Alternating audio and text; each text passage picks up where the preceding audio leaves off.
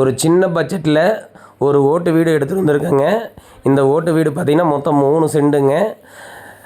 ஒரு bedroom, hall, ஒரு kitchen, ஒரு பெட்ரூமு மட்டும் தனியாக இருக்குங்க. மொத்தம் வந்து பார்த்திங்கன்னா ஒரு பெரிய ஃபேமிலிக்கு ஒரு கரெக்டான வீடுங்க.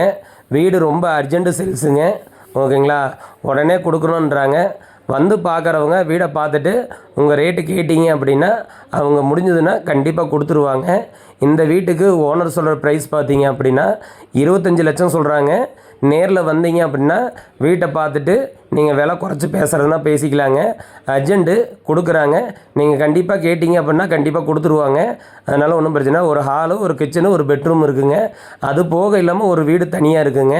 இந்த வீட்டுக்கு கார்ப்பரேஷன் வாட்டர் ஒன்று இருக்குங்க, நிலத்தொட்டி ஒன்று இருக்குதுங்க, பாத்ரூம் 2 இருக்குங்க. எல்லா சௌகரியத்தோடு மொத்தம் உங்களுக்கு பார்த்திங்கன்னா 3 சென்டோடு வந்துடுதுங்க. இது ஒரு வீடுங்க. இந்த வீடு ஃபுல்லாகவே ஆல பிளாக்கில் கட்டியிருக்காங்க.